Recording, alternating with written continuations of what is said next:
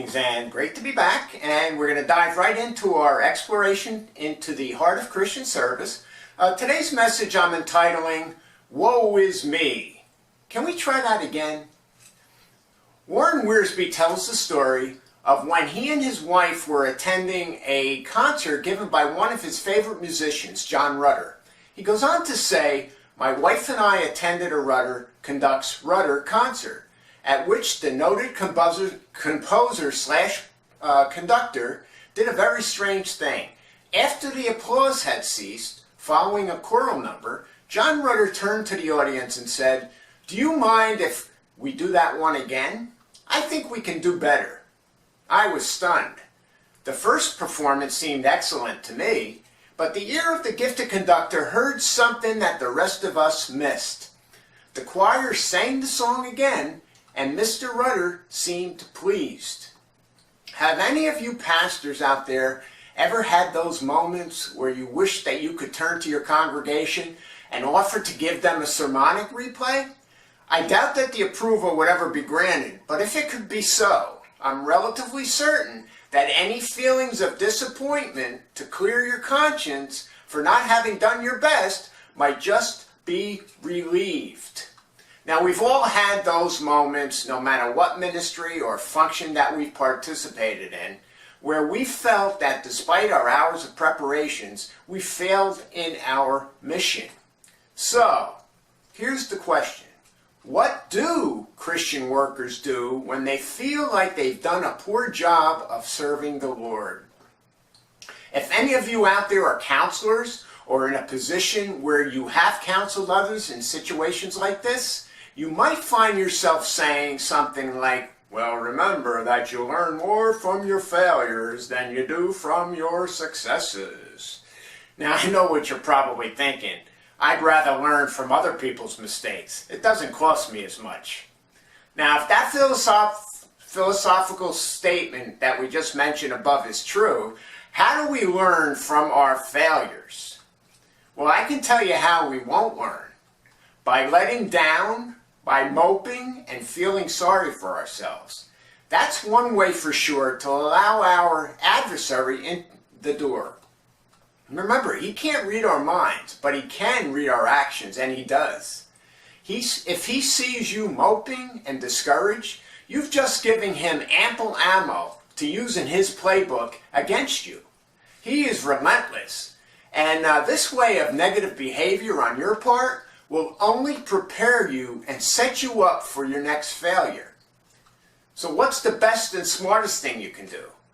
Evaluate, evaluate, evaluate. Discover what went wrong and fix it. If you were not prepared, then prepare properly the next time.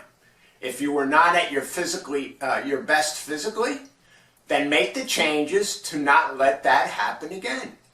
Maybe it was a bad attitude or a lack of spiritual preparation, or maybe the ever popular being overconfident. Maybe you were too cocky.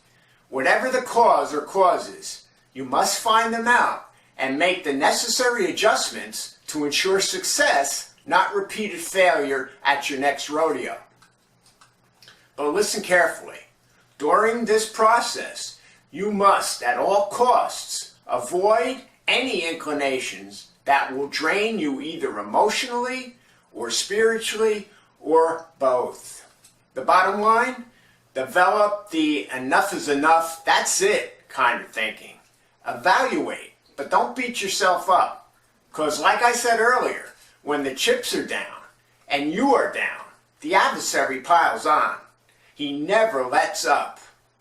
Always remember that. So make your adjustments and get back on your horse. Get busy and get moving.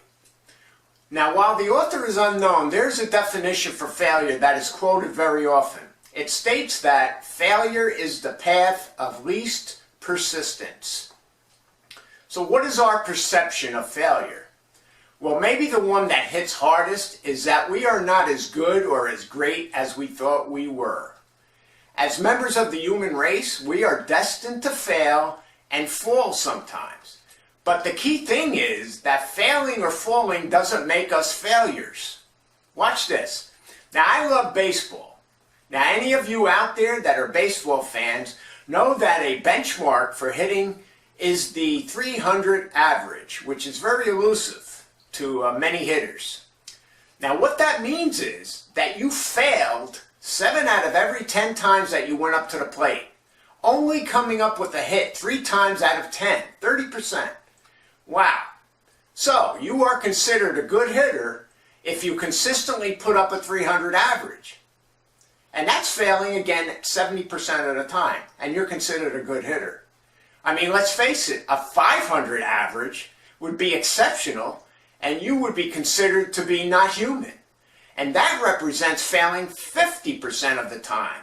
So you could fail 50% of the time as a hitter in baseball, and you would be considered not human.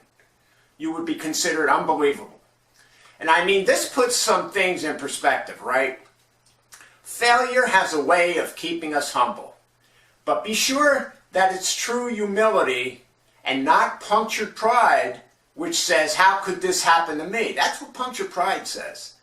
You see, true humility says, man, I'm really surprised that this doesn't happen a lot more often. And here is a really important point in all of this. Even when your ministry may look like a failure to you, it may be used by God to do His work and help someone. Those pastors that question those sermons, that they think they failed at delivering well, may indeed find out someday that someone was impacted in a positive way and even saved as a result of that very sermon. To quote Warren Wiersbe again, of all the books I've published, the one I think is the poorest written and contains the weakest exposition is the one that has sold the most copies. Who am I to argue with my public? End of quote. Now, if you only take one thing away from this message, it should be this. Do your work heartily unto the Lord and not unto men. Do it by faith and leave the results with the Lord. You see, one of the greatest things about partnering with the Lord is that He gives us the resources to succeed, the direction that we need, and He is responsible for the results. Wow. A partnership like that is the greatest that you could ever enter into. So when you strike out, don't sit in the dugout lamenting, but rather start getting mentally prepared to hit that home run the next time up. See you next time.